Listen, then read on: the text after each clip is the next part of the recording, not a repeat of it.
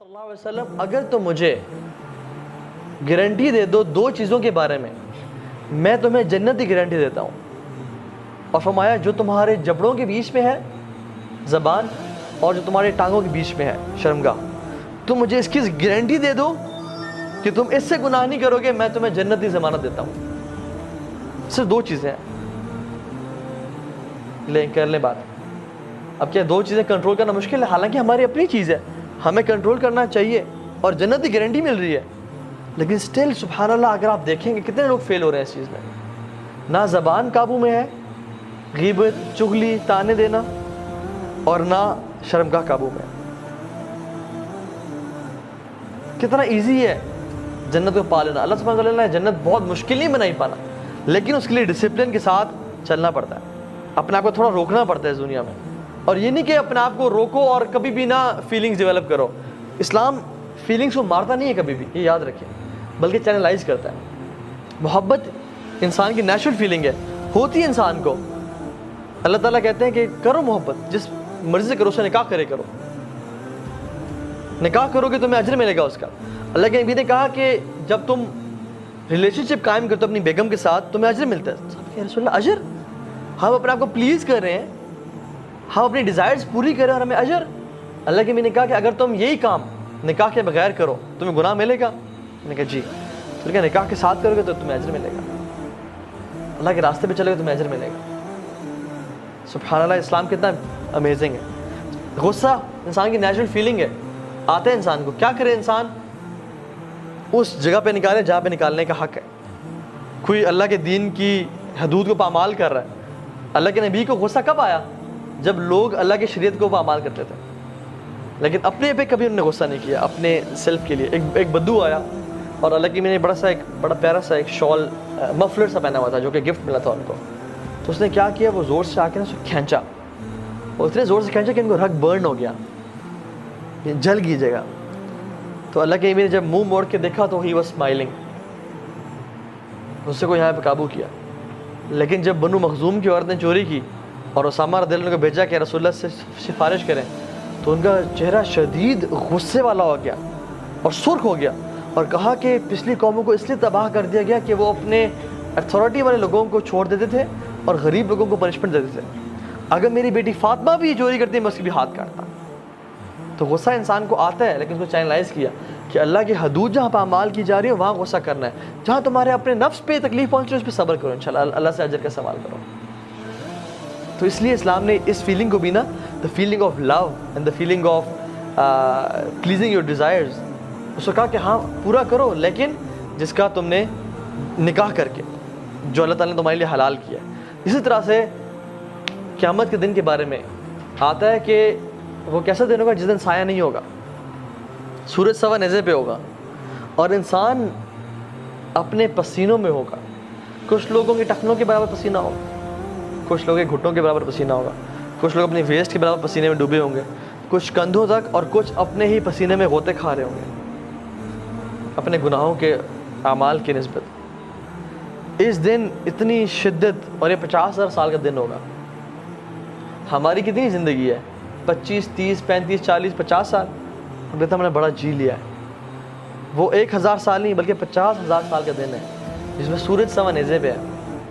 اس دن اللہ تعالیٰ سبعۃ یظلھم اللہ یوم لا ظل الا ظلہ, 7 لوگوں کو, 7 کیٹیگریز آف پیپل جن کو اللہ تعالیٰ عرش کا سایہ نصیب کریں گے. ان میں سے 2 لوگ وہ ہیں, ایک وہ شخص جس کو ایک خوبصورت اور سٹیٹس والی عورت نے برائی کی دعوت دی اور وہ کہتا ہے انی اخاف اللہ, میں اللہ سے ڈرتا ہوں اور میں تمہاری بات نہیں مانوں گا. اور دوسرا وہ شخص رجل ذکر اللہ خالیا ففاضت عیناہ, جو کہ اکیلے میں اللہ کو یاد کرتا ہے, اپنے گناہوں کو یاد کرتا ہے اور اس کی آنکھوں سے آنسو بہہ پڑتے ہیں. اگر ہم لوگوں کو سایہ چاہیے قیامت کے دن اللہ کے عرش کا, تو اس گناہ سے بچ جائیں جس کا ہم ذکر کر رہے ہیں. اب یوسف علیہ السلام کو دیکھ لیں.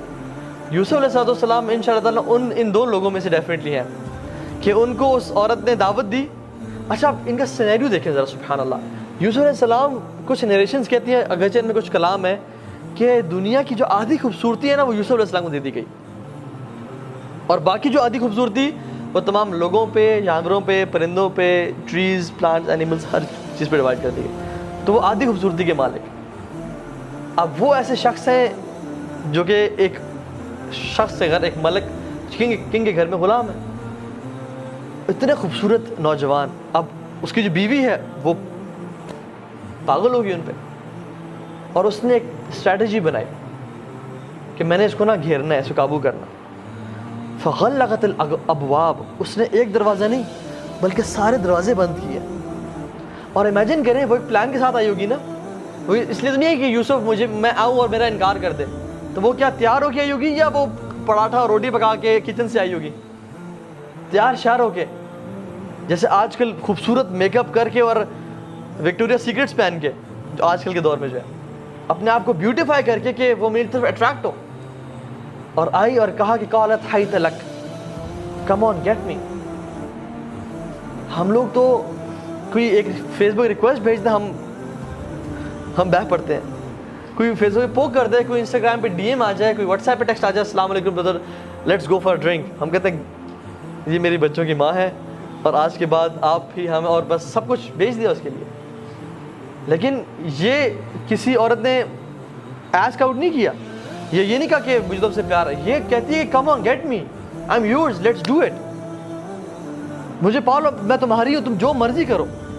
اور اگر پکڑے گئے تو بدنامی کس کی ہونی تھی؟ عورت کی, کیونکہ یہ تو اسٹیٹس میں کم ہے, یہ تو ایک غلام ہے. ملک کی بیوی کا اسٹیٹس تھا معاشرے میں, نام تھا, ان کو تو جانتے ہی کوئی نہیں تھا.